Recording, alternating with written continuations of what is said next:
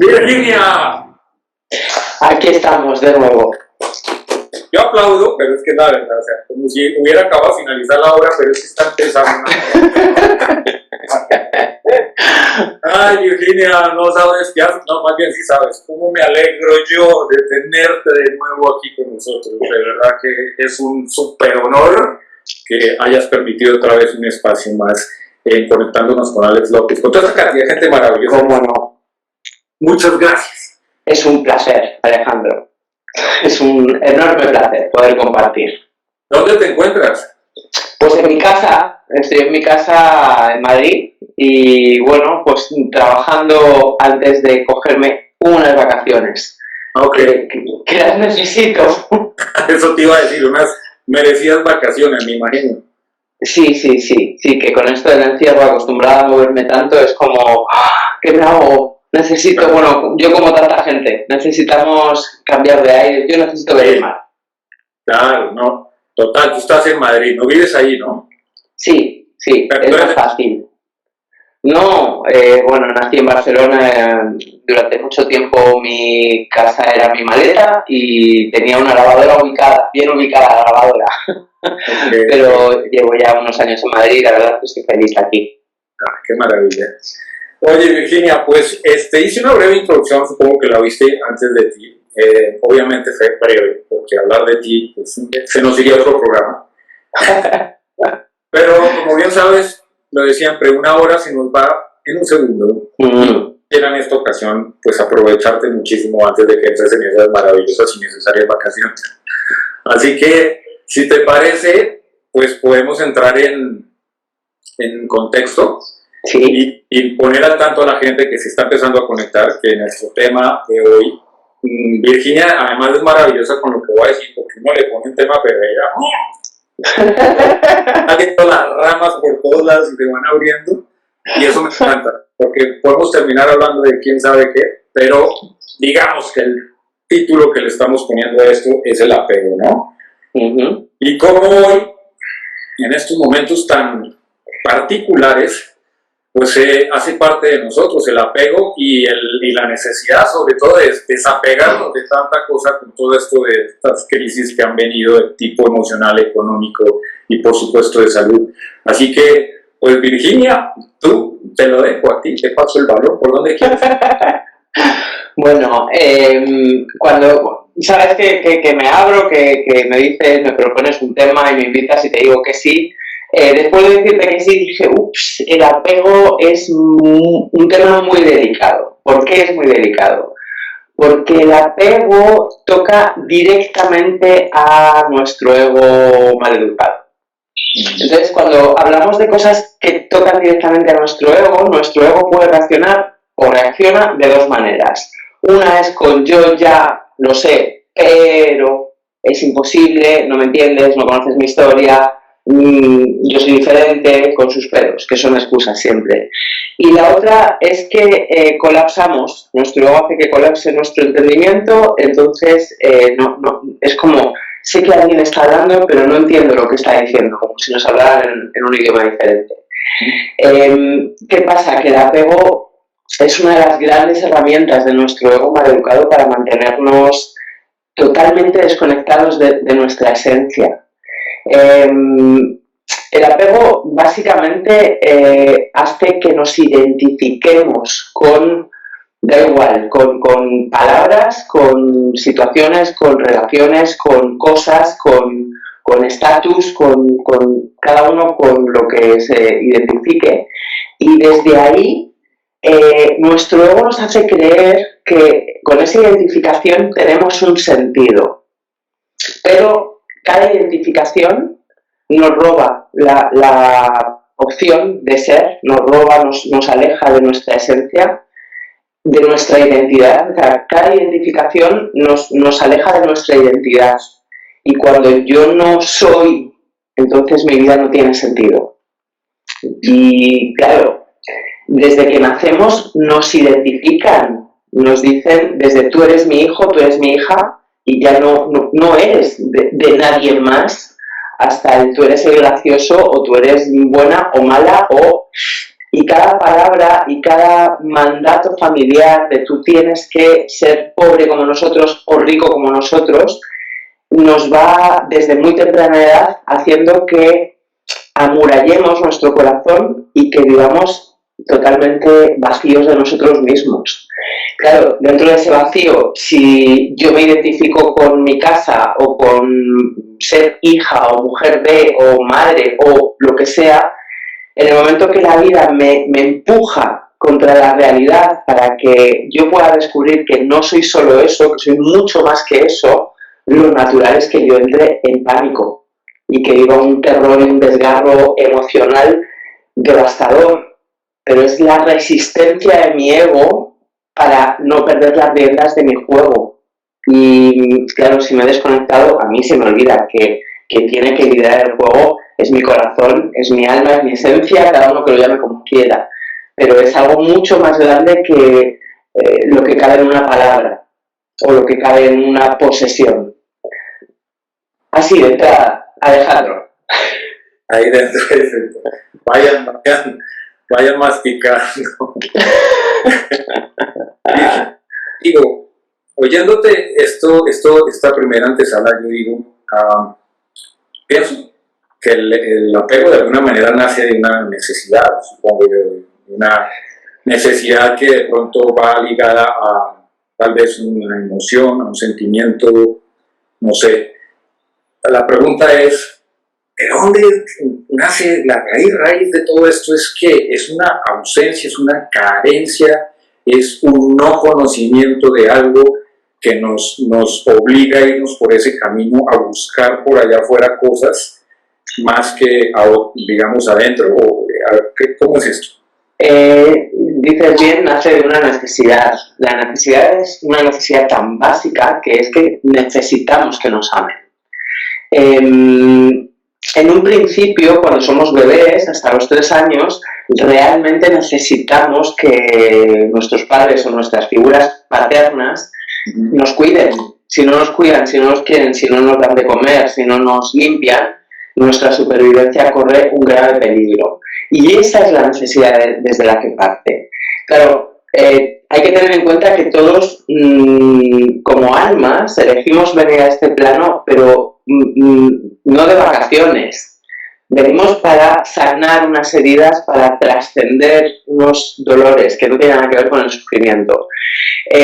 Esas heridas se me activan desde muy pequeña y como es cierto que de los 0 a los 3 años necesito esas figuras paternas, paterno-maternas, y desde ahí ya empiezo a venderme, empiezo a parecer lo que ellos premian, evitando el castigo y evitando el supuesto desamor.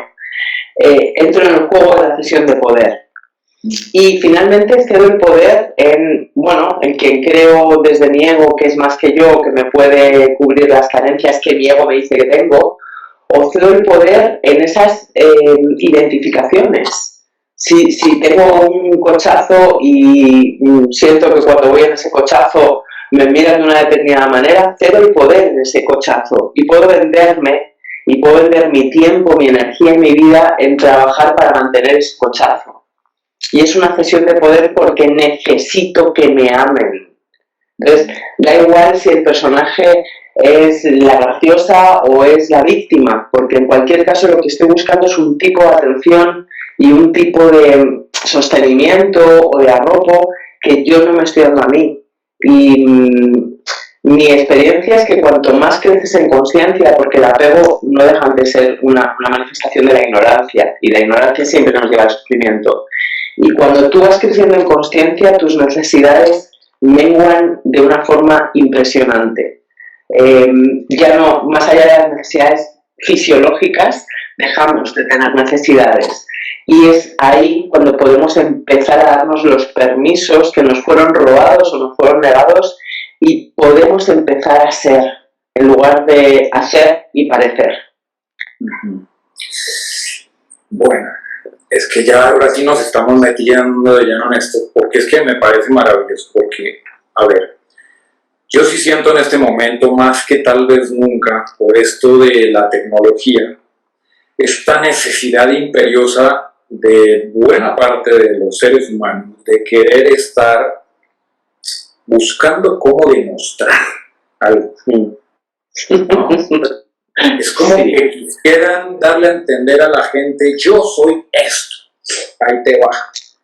Y ese yo soy esto, ahí te va, pues obviamente es agarrándose de cosas de allá afuera, llámense, como dices tú, personas, relaciones de pareja o cosas materiales, pero es una necesidad de estar demostrando que esto soy yo, ¿no? Y que yo soy parte de este dibujo.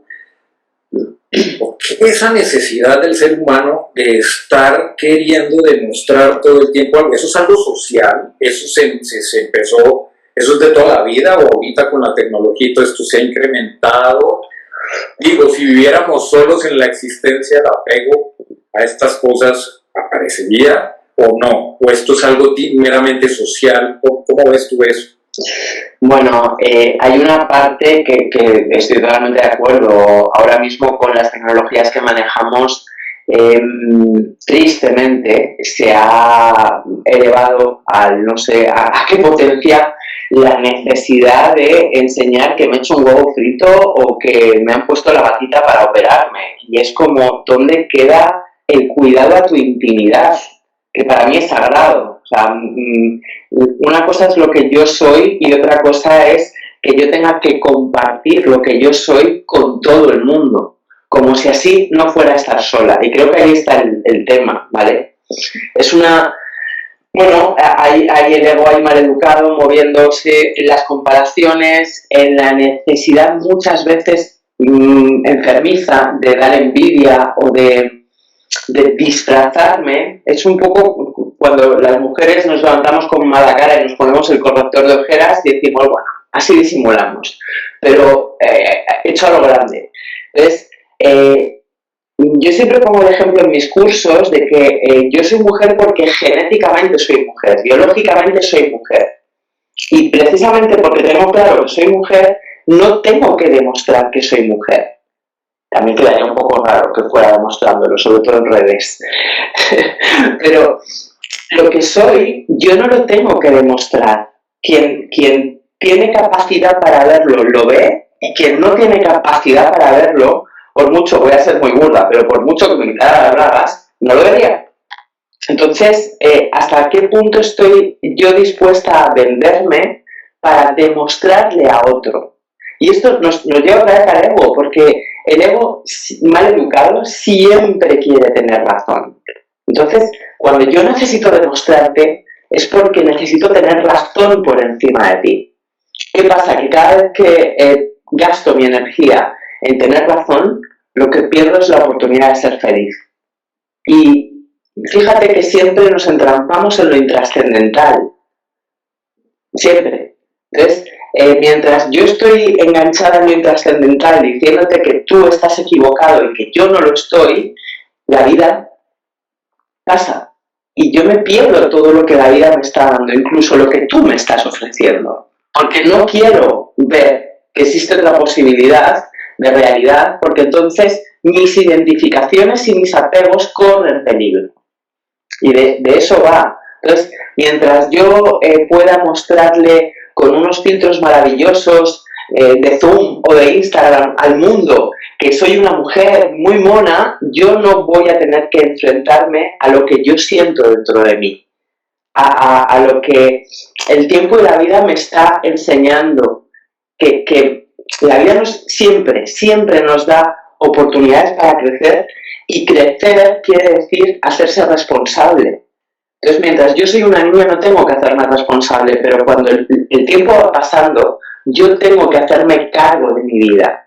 Y eso es lo que me empuja, y creo que sí es cierto que hasta que no pasas una cierta edad no te das cuenta, pero te empuja a de verdad mirar y decir, ¿esto es lo que yo quería?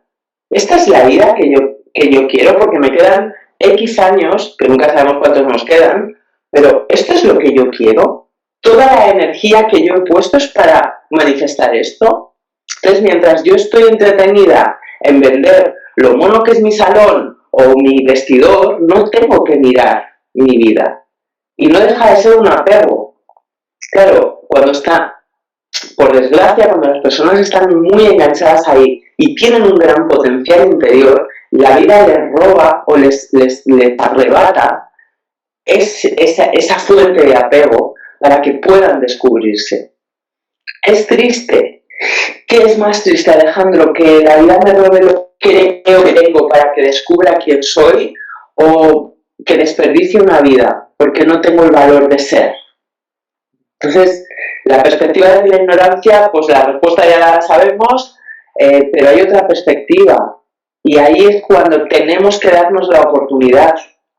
Y yo entiendo de verdad perfectamente que no es lo mismo que eso te pase con 28 que te pase con 50 y con 3 hijos. Entiendo que no es lo mismo. Pero lo que nos pasa no deja de ser una consecuencia de lo que hemos sido o de lo que no hemos sido. Y de eso va la responsabilidad. ¿Cómo me enrollo, no? No. Me encanta hacer. Bueno, mira, a ver, yo quiero, para la gente que se está empezando a conectar sobre todo, como tratar de volver esto como una especie de ecuacioncita, si me lo permites. Sí. Estamos hablando del apego. El apego de pronto nace, como bien diría, de una necesidad de algo que el ser humano inmediatamente puede tener. Digo, hasta ahí no hay ningún problema, ¿verdad? Tener necesidades. Creo que es lo normal, humanamente normal, de todo tipo. ¿Dónde empieza el problema? El problema empieza en cuando eso que queremos le cedemos un poder, como dices tú. El problema es cuando permitimos que eso que deseamos o queremos tener, sea una persona o algo material, nos comienza a gobernar de alguna manera, por decirlo así. Sí, y donde empieza a agarrarle la mano a algo que se llama sufrimiento. Bueno, el sufrimiento para mí siempre está vinculado con la ignorancia. Y la ignorancia, que evidentemente es lo más antagónico de la consciencia, es que yo me crea que yo soy lo que tengo o lo que hago. Eso es ignorancia. Yo me acuerdo en la crisis del 2008, yo conocí personas que tenían un Mercedes y no podían pagar el seguro o la gasolina para el Mercedes, no podían pagar el gas para tener a sus hijos calientes en casa, pero no vendían el Mercedes. Porque el apego era con el estatus social que les daba ese Mercedes. Eso es ignorancia. Y desde ahí entramos en una autoexigencia muy destructiva, porque es el tengo que demostrar. Creo que una de las cosas más liberadoras de esta vida es, y creo que no todo el mundo llega a ese punto, pero se puede, es ese instante en el que eres consciente de que no tienes que demostrar nada ni siquiera a ti mismo. Porque si no estás viviendo una carrera de fondo 24 horas sobre 7, no, es absurda. Es agotadora, es frustrante y es inútil.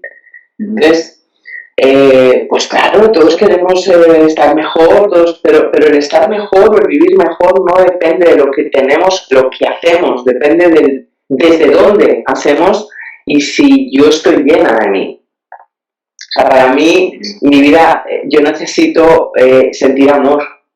Si yo no estoy amando, a mí me falla la vida. Yo necesito sentir fe o yo necesito estar, para ambas cosas necesito estar conectada con mi corazón. En el momento que me desconecto de mi corazón, ni amo ni tengo fe. Entonces, eso no se compra. Eso no tiene precio. Y eso requiere constantemente que yo vuelva la mirada a mí. Y que yo sea consciente de dónde yo estoy cerrando mi corazón. Porque lo cierro como todos los seres humanos.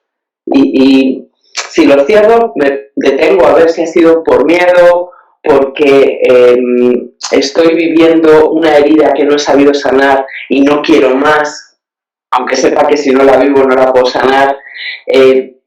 Miro a ver qué sucede. Es mi responsabilidad, porque es mi vida.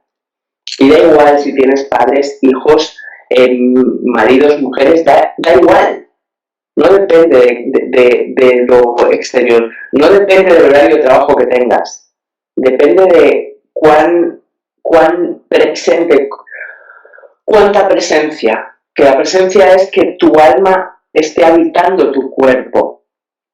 Y eso yo creo que tú por tu trabajo lo entiendes muy bien, porque tú ves perfectamente cuando alguien está esterificando de mentira y cuando alguien se imbuye de una energía. Entonces, en nuestra vida real tenemos que imbuirnos, tenemos que dejar que se derrame nuestra alma en nosotros para tener presencia, para no estar en la mente o no estar totalmente enganchados en los bucles emocionales a los que son adictas las personas que no tienen presencia. Y desde ahí, todo puede ser complejo porque no lo entendamos, pero es mucho más liviano. No es denso, no hay drama. No sé si me estoy explicando. Totalmente. Bueno, le pregunto también a la gente si están entendiendo. Yo estoy feliz aquí. Justamente hablando de eso, a ver, es que quiero también preguntarte, ¿cómo así, no? Porque es que a todos nos ha pasado, y a todos los que nos están viendo seguramente o nos ha pasado o les pasa. ¿Cómo identificar que estamos sumergidos en el apego a algo? Porque a lo mejor lo estamos, pero no lo hemos identificado. Y a lo mejor por ahí estamos sufriendo o estamos permitiendo que el sufrimiento, el dolor llegue a nuestras vidas de diferentes maneras y no entendemos por qué. Y a lo mejor es porque justamente estamos apegados a algo, le estamos dando, como dices, una sesión de poder a algo o a alguien y no hemos hecho conciencia de que estamos permitiendo un apego. Esa es fácil. Eso es, pregúntate, ¿tú podrías vivir sin tu moto? ¿Qué pasa si ahora desaparece tu moto y no puedes reemplazarla? No, me muero. No es cierto. Es que esa es súper fácil. Si es el... pues la echaría de menos, pero bueno, pues ocuparía el tiempo que ocupó, que pasó con ella en X, o vería a ver qué me estimula a partir de ahí, no hay apego. Si es el... me muero, no sin mi moto, apego. Apego, y claro, ahí hay un punto en el que, por ejemplo, en las relaciones, yo puedo querer vivir contigo. Es muy diferente a no poder vivir sin ti. Es totalmente diferente. Entonces, el apego es no puedo vivir sin ti. En el no puedo vivir sin ti, yo voy a disfrazarme de lo que tú necesites o de lo que yo crea que tú necesites para que tú permanezcas ahí. En medio de ese juego ya está el juego de la dependencia y evidentemente si tú estás ahí es porque estás enganchado también, desde otro lado, pero también estás enganchado, entonces jugamos a que yo me voy a dejar intoxicar o maltratar pero yo voy a dejar muy entre comillas, la que se lo está haciendo soy yo, por creer que mi vida no puede existir sin la de esa otra persona. Entonces, en las relaciones es más complicado porque es como la mayor adicción que hay y cada vez que llegas a casa me das la dosis y empieza el juego. O cada vez que me llamas por teléfono o cada vez que no vienes a casa. Depende de qué tipo de códigos y de qué juego hay establecido. Entonces, esa es muy complicada porque es una adicción muy, muy profunda, emocional, con lealtades ciegas, con programación del clan, con dos de los hándicaps del inconsciente colectivo, que son el amor imposible y el amor frustrado, y ahí se mezclan muchas cosas. Pero me da igual, si no tienes pareja, mira a ver si puedes vivir sin tu gato, sin tu moto, sin tu casa, sin tu trabajo, Y fíjate que inevitablemente, por mucha conciencia que tengamos, a pequeños niveles nos identificamos con cosas. O sea, yo claro, llevo muchísimos años dedicándome a lo que me dedico y yo tengo un punto de identificación con mi trabajo. Y además me apasiona. Y nos pasa a todos con determinadas cosas. Hay apegos muy nocivos, hay apegos menos nocivos, pero sanos no hay. Eso, fíjate que esa era una pregunta que te tenía. Si había apegos positivos y negativos. No. En psicología, el apego de los niños a su madre es sano hasta los 3 años, porque si no le tuvieran ese apego, pues los niños se dejarían morir. Pero a nivel energético no hay apegos sanos. ¿Cuál es el tuyo? No, de cualquier manera, en el momento en que yo busqué, porque también creo que la parte del control entra aquí, ¿no? Es como que en el momento en que uno quiere tener también control sobre las cosas, es como que ahí empieza un poquito lo obsesivo, ¿no? La obsesión. Y ahí ya podemos empezar a estar mal. El control es muy peligroso. Yo, después de lo que lleva pasando desde hace año y pico, me sorprende que aún haya tanta gente que se piensa que puede controlar algo en su vida. Pero bueno, pues ya tendrán otras oportunidades de ver que no. Claro, no podemos controlar, pero sí podemos ser honestos. Y eso sí está en nuestra mano. Entonces, es mucho más sano el honestamente reconocer que tengo este apego y que de momento no quiero soltarlo o no sé cómo, que el intentar controlarme a desapegarme, que es totalmente diferente y desde ahí me voy a pegar más.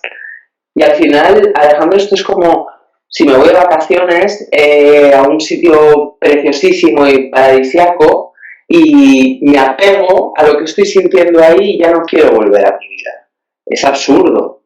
Es absurdo porque tengo que seguir con mi vida. Entonces, si en esas vacaciones yo estoy viviendo plenamente, desde mi presencia, con conciencia, lo que hay en esos días, en el momento que me toca regresar, lo que tengo es agradecimiento, no es drama, no es desgarro. Qué bueno que he tenido la oportunidad de disfrutar de esas vacaciones, de esa relación, de esa casa, de lo que sea. Y si esto no corresponde, es porque si me quedo aquí, yo dejo de ser, yo dejo de vivir, yo dejo de evolucionar. Y hemos nacido para evolucionar. No hemos nacido para estar entretenidos en un trascendental. Hemos nacido para restaurar el amor, para regresar al hogar, sanando nuestras heridas, y eso solamente se puede hacer desde la honestidad, la consciencia y la atención a lo trascendental. Me encanta esto de la honestidad, porque de alguna manera es un enfrentamiento conmigo mismo, ¿no? Que a ese le huimos mucho. Aunque es un poquito lo que hablabas tú de no hacernos responsables de nosotros mismos. Porque sí, la verdad es que no nos han educado también, pienso yo, Virginia, no sé si estás de acuerdo, Sí. a que desde muy temprana edad tenemos que tener esa conciencia de enfrentarnos a nosotros, a quién soy yo, a tratar de buscar quién soy yo, no a ir copiando y a querer ser alguien de allá afuera, porque obviamente ese no es el camino, claramente, ese es el que nos trae a todas estas conversaciones ahorita que podrían evitar si la canalización fuera hacia otro lado, ¿no? Desde más temprana edad. Virginia, yo quiero, Sí. por este punto en que estamos, traer 2 invitados a la mesa muy especiales, porque sé que de ahí puede partir también mucho de lo que estamos hablando. Y es el miedo y la soledad. Menudos invitados gastas tú. ¿Eh? ¿Cómo ves este par de invitados? Porque es que siento que estos 2 condenados, el miedo y la soledad, son los protagonistas y por eso digo invitados especiales de nuestra vida y lo que hace que también se arme todo este relajo. Bueno, para mí son 2 cosas muy diferentes. La soledad es, junto a la muerte, para mí, una de las 2 grandes maestras. Hay una soledad muy tóxica, que es la soledad que se vive cuando tienes a otra persona al lado o estás rodeado de gente y estás solo. Esa soledad es muy dolorosa y puede ser muy tóxica, pero luego hay otra soledad que es imprescindible para crecer.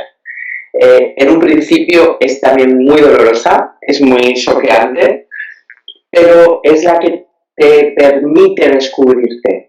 Porque, y yo con esto siempre pongo ejemplos muy tontos, porque me parece que es la forma más sencilla de entenderlo, pero si yo he tenido siempre a alguien que cuelgue los cuadros en mi casa, yo no sé que soy capaz de colgarlos. Y cuando esté sola y no tenga esa persona que los cuelgue, sea mi padre, mi vecino, mi amigo, mi pareja, tengo dos opciones: o meterme en el drama de que sola estoy y ya no puedo colgar los cuadros, o decir, bueno, pues voy a ver si los puedo poner. Lo mismo me cargo la pared, pero será solo en el primer intento. Luego aprendo, o desde el primer intento descubro que sé poner por mí misma los cuadros.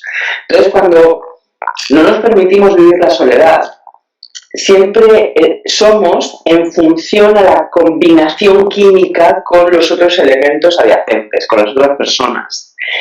Y no sé quién soy. Yo soy hidrógeno, pero si siempre estoy con oxígenos, me creo que soy agua. Y yo no soy agua.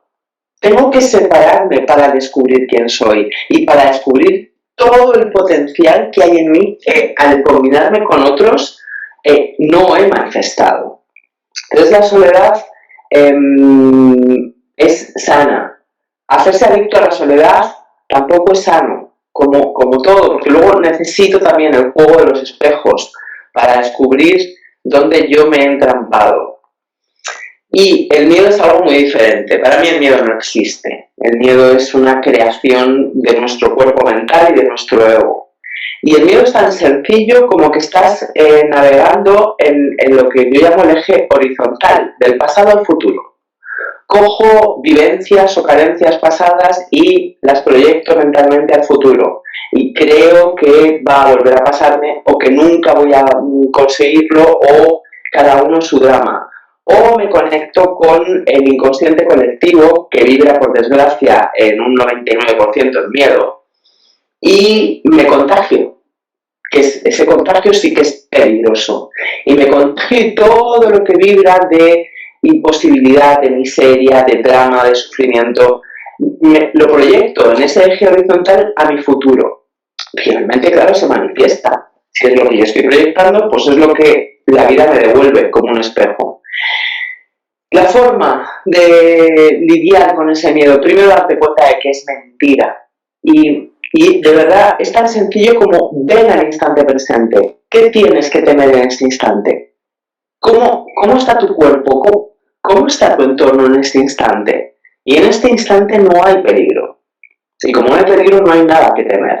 Es más, hay abundancia, hay estados que pueden pasar desapercibidos, pero que son muy ricos en este instante. Y cuando vengo a este instante es cuando entro en el eje vertical, que es el que me permite, o le permite a mi alma habitar mi cuerpo.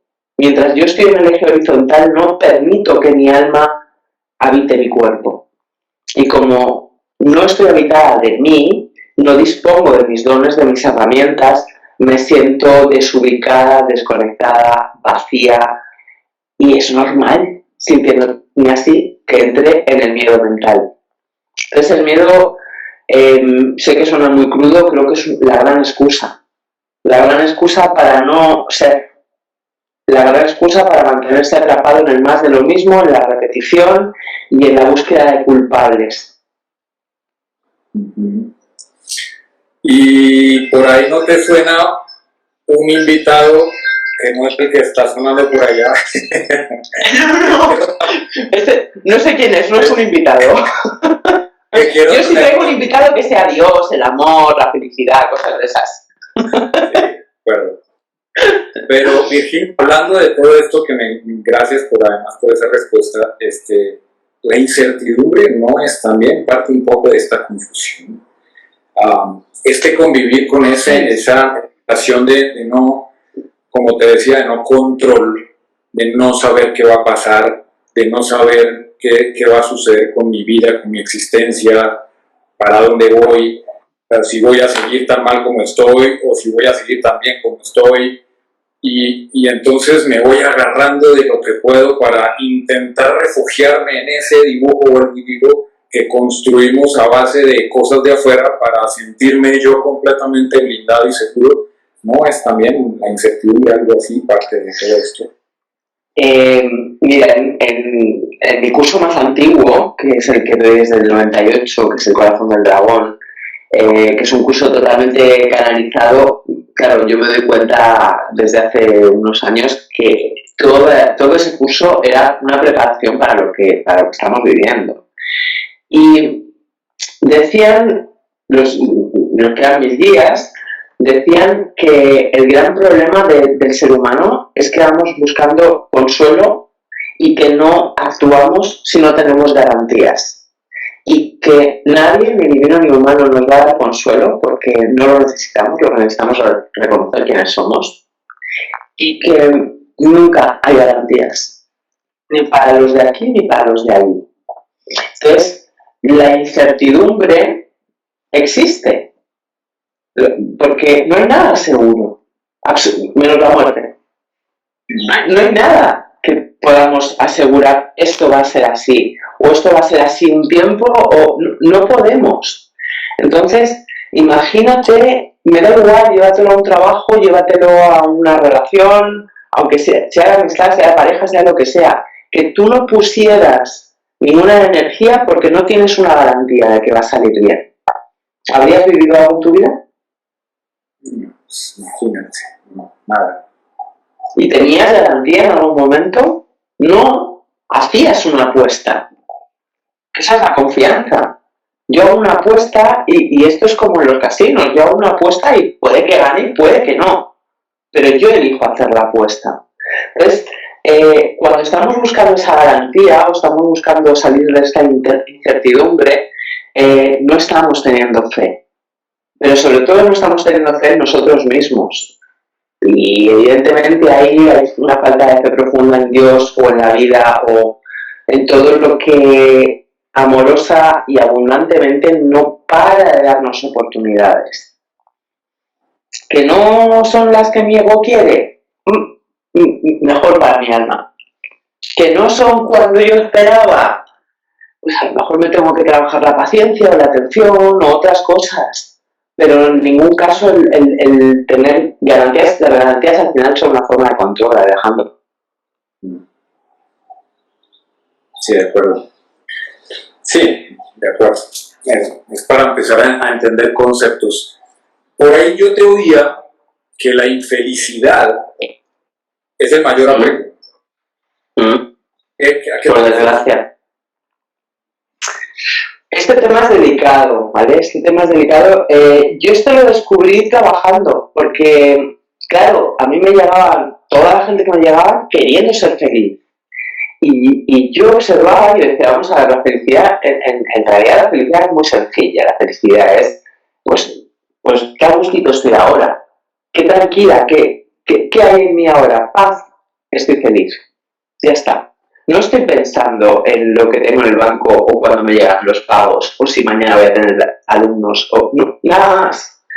Entonces, claro, es ese estado de serenidad sostenida. Entonces me llegaba la gente queriendo ser feliz y veía a personas que sí entraban en estados de euforia, que no tienen nada que ver con la felicidad, porque es un pico emocional de su vida que luego te llevas un batacazo, como con todo lo que tiene una excesiva subida. Pero sobre todo me encontraba personas que decían que querían ser felices, pero condicionaban la felicidad. Y siempre querían cambiar todo lo externo, o a su madre, o a su pareja, o a sus hijos, o su trabajo, o a su jefe, o querían cambiar lo externo, dramatizaban, sufrían, pero no querían hacer ningún cambio, ni querían activar su honestidad interna. Si tú no quieres mirarte, honestamente, tú no vas a poder ser feliz. Observando eso, me di cuenta de que lo que mantenemos es una lealtad ciega, en general, a la infelicidad de nuestros ancestros. Igual que si vienes de una familia que ha sido muy pobre o a los que les han robado, la tendencia natural por esa lealtad es a que tú te puedas moler los huesos trabajando, pero que seas pobre. Si tú has visto desde que naces un grado alto de infelicidad en tu madre o en tu padre, es como, ¿y quién soy yo para ser feliz y demostrarles que han sido infelices porque ha sido su elección, no porque la vida es así? Y desde ahí nos unimos desde el drama, nos unimos desde la infelicidad, nos unimos, y fíjate que por lo menos en España es lo habitual. Nos sentamos a tomar un café y lo que te voy a contar son mis dramas. Sobre todo si no me conoces, te voy a empezar desde el principio, porque no sabes tú la vida que he tenido. En lugar de sentarnos a tomar un café y decir, mira, esta es mi vulnerabilidad, estas son mis heridas, pues todo este es mi amor. Y yo vibro con eso. ¡Wow! ¿Cómo te voy a decir eso? Entonces, si no te lo digo a ti, es porque tampoco me lo digo a mí. Entonces vamos postergando la felicidad. Bueno, ya seré feliz cuando termine la carrera, cuando pague la hipoteca, cuando me case, cuando me divorcie, depende de cómo estés. Cuando y es el propósito del alma que se convierte en el objetivo más postergado del ego. Es que te preguntaba eso porque, dicho en palabras mías, nos enamoramos de estarnos quejando y de estar diciendo que no nos salen las cosas bien y que está en drama y todo esto y lo otro.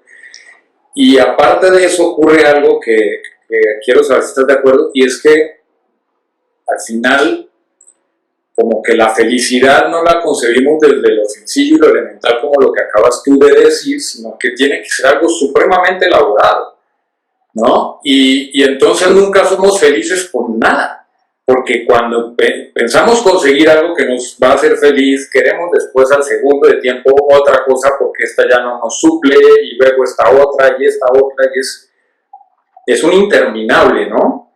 De estar buscando y buscando y buscando y volvemos a lo mismo. Es como que quisiéramos encontrar allá afuera las respuestas. Bueno, eso está, ese modus operandi es un ego que está manejando. Entonces, el ego, cuanto más objetivos de los que él te pone consigues, más grande se hace el agujero negro de necesidad y de vacío, más profunda desazón. Yo me acuerdo del primer instante de mi vida en que fui consciente de lo que es la felicidad y estaba parada en mi coche en un semáforo al lado de un centro comercial famoso de España. Estaba parada esperando que se pusiera en verde, miré a la gente, miré dónde estaba, respiré, me sentí y dije, ¡buah! Pues esto no es muy bonito, yo estoy fenomenal. Y fue ¡guau! O sea, que ni siquiera hace falta que esté en Maldivas nadando con los tiburones, o sea, es en el instante en el que te sientes, entonces tiene sentido estar aquí. Mientras, en serio, bueno, supongo que sí, las personas que siempre están buscando nuevos objetivos, ¿sienten que su vida tiene sentido?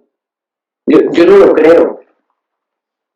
Lo que pasa es que la consecución del siguiente objetivo puede servir de excusa, pero cuantos más consigas, mayor es el vacío. ¿Esto quiere decir que no tenemos que conseguir nada? No, esto quiere decir que vamos a fluir siendo leales a quienes somos, no vendiéndome por lo que creo que me va a hacer feliz, porque vendiéndome nunca voy a ser feliz. Virginia, hablando de eso, ¿qué opinas tú de esta frase que hoy en día se oye mucho, y es que nosotros creamos nuestra propia realidad?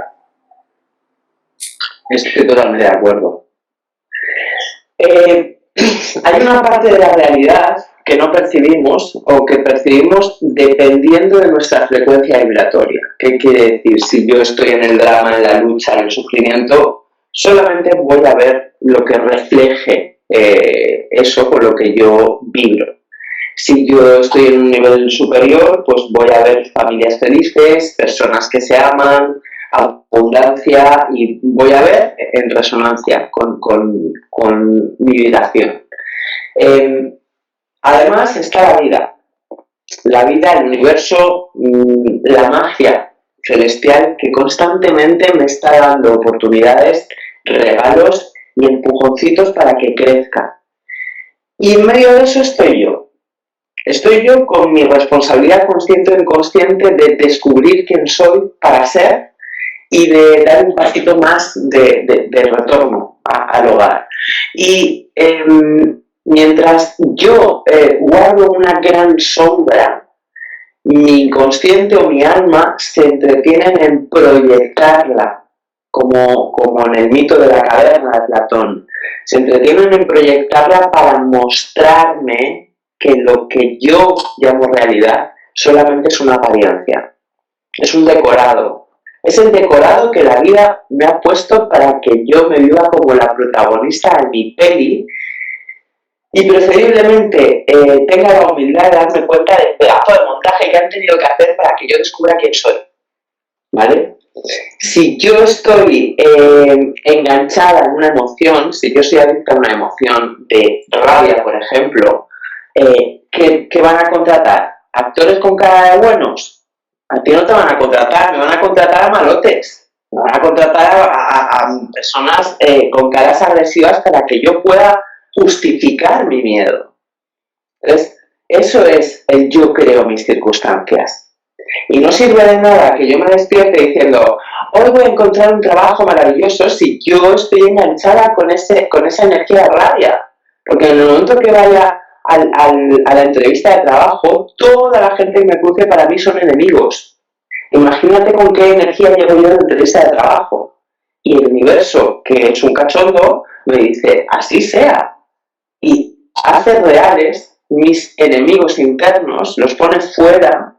Hay actores que se prestan a hacer ese papel por amor a mí, aunque no nos conozcamos, y generan esa escena que es una opción dentro de mi campo infinito de manifestación. O sea que para toda la gente que nos está escuchando, definitivamente en nosotros está el cómo queremos visualizarnos en esta existencia, ¿no? El cómo queremos hacer o labrar o sembrar nuestro propio camino, ¿no? Oye, Virginia, te quiero preguntar algo, porque es que también siento que hay una como también imperiosa necesidad de siempre conectar todos estos sentimientos de los que hablamos como con las cosas que de alguna manera nos dan satisfacción, ¿no? Pero resulta que cuando nos encontramos con las que no, hay una guerra frontal que se convierte en una gran batalla interior. Digo, no sé qué opinas de lo que te voy a decir, pero hay algo que se llama dualidad o opuestos. Y creo que eso es con algo que convivimos y conviviremos siempre porque hace parte de la existencia misma. Pero siempre queremos ver como en los opuestos un enemigo. Es como que tengo un amigo, tengo un enemigo. Y creo, no sé, eso es lo que quiero preguntarte, porque para mi modo de ver, ya toca empezar a desmitificar eso. Y no es que haya un enemigo y un amigo y un enemigo. No hay un bueno y un malo. Hay que entender que vamos a estar navegando siempre desde que nacemos hasta que morimos con estas cosas que hoy consideran mucho buenas y malas y que hacen parte de todo esto. Y siempre harán parte de todo esto, pero como no estamos familiarizados, es cuando nos entorpecemos, nos atoramos, cuando viene algo que no estaba contemplado dentro de lo que te digo, que es lo que anhelamos como bueno o como satisfactorio. No sé, ¿tú qué piensas de eso? Esta pregunta nos da para otro lado entero. Ay, pero lo bueno es que ya quedan, no puede ser, Virginia, quedan 10 minutos. Oh. Yo intento responder, ¿vale? Pero en serio, es una pregunta, a mí esta pregunta me pone porque me parece que es la clave de nuestros problemas. Entonces, en mi libro El laberinto de los dioses y El regreso a ti, en el libro El laberinto de los dioses el protagonista es un demonio y es un libro de amor. Entonces, es una forma de entender lo que voy a intentar resumir. Estamos en una apariencia dual, ¿vale? En tercera dimensión, en este planeta, estamos en una apariencia dual. Yo siempre le digo a la gente que viene desde la vibración espiritual de los ángeles, si solamente quieres ver ángeles, estás negando a los demonios. ¿Quiere decir que los demonios son malos? Y aquí es donde tenemos que tener mucho cuidado. Creo que hay personas, todos estamos heridos, creo que hay personas que están tremendamente heridas. Y desde ese desgarro pueden hacer cosas muy dolorosas. ¿Vale? ¿Esto califica a alguien como malo? Y aquí es donde tenemos que tener mucho cuidado, porque si yo califico algo como malo, más allá de las creencias que tengo heredadas de esto está bien y esto está mal, siempre voy a estar buscando que Dios o alguien que yo quiero que me salve, que me quiera, que me vea, que me cuide, me vea como buena. Y cuando yo solamente quiero ser la buena, ya no estoy siendo. Porque en potencia somos todo. Y lo bueno es lo que no incomoda al de enfrente. Entonces, qué bien, ¿verdad? Qué bien vamos a estar siempre y cuando no te incomode. Pero es que hay partes de mí que son intensas o que están muy dolidas o que de repente se me van de las manos porque tengo que verlas o por lo que sea, que no son tan cómodas. Incluso el éxito y la felicidad incomodan de enfrente. Entonces muchas veces ser bueno me impide ser una persona que se realice y que sea exitosa. Y no estoy hablando nunca de vulnerar la voluntad de otros, ¿eh? O sea, mi vida, mi responsabilidad, la vida de los otros, respeto a esa vida y aquí no tengo nada más que decir, ¿vale? Pero, ¿quién es bueno? ¿Quién es bueno? ¿Según quién es algo bueno o algo malo? Y al final me disfrazo para que Dios no me castigue, para que mi marido no me deje, para mantener la identificación con soy una buena niña. Y yo que fui una muy buena niña sé lo que implica contener la emoción para que sigan diciendo que eres buena. Y mi emoción, si yo la contengo, sigue ahí. Y no, es cierto, no nos enseñan a sacarla para ubicarla, para ver qué me está enseñando esta emoción, darle las gracias y ubicarla de forma sana para mí y para quien está enfrente. Pero calificar, si pierdo, aparentemente pierdo la oportunidad que quería mi ego, voy a descalificar a quien ha ganado esa oportunidad y voy a decir que ha hecho algo malo, porque no puedo ante mi ego decir no, es que lo merecía o es que esto no era para mí, es que ese ha hecho algo malo y como yo soy buena, Dios me lo compensará de otra manera. Entonces, dejamos de ser, dejamos de creer en nosotros y nos metemos en algo terrible que es el juicio, que es de lo más tóxico, de lo más dañino que hay, porque en el fondo, a un nivel muy profundo, cada vez que yo juzgo, soy consciente de que no lo estoy haciendo nada bien, de que eso es muy dañino. Entonces, como en cada juicio, tiene que haber un culpable, tiene que haber un castigo. Y en el fondo soy la que busca el castigo porque sé que soy yo la que ha hecho el movimiento. Y porque soy consciente de que si te estoy juzgando es porque estoy viendo algo en ti que yo juzgo en mí. Pero me resulta mucho más cómodo decir que lo tienes tú. En lo profundo me castigo porque yo sé que eso está en mí y yo no he sabido darle su ubicación. Entonces, no creo de verdad que hay personas que hacen cosas horribles porque no han tenido la oportunidad o no han sabido gestionar su desgarro profundo. No creo en el mal.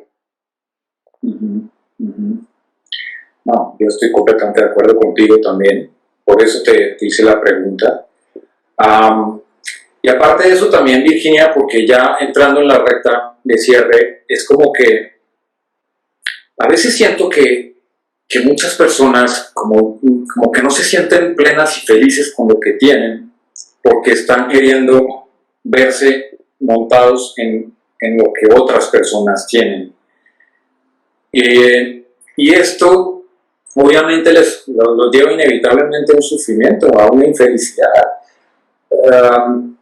Digo, no está bueno que también la gente entienda que es que yo no tengo que estar pensando en que porque el otro tiene algo de diferente tamaño, forma o color, eso hace que esa persona sea más feliz que lo que yo tengo con mis propios colores y formas, que es lo que hay en mi vida, que es lo que me pertenece y que es mi proceso natural de lo que estoy viviendo y lo que me tocó emprender desde lo que tengo, ¿no?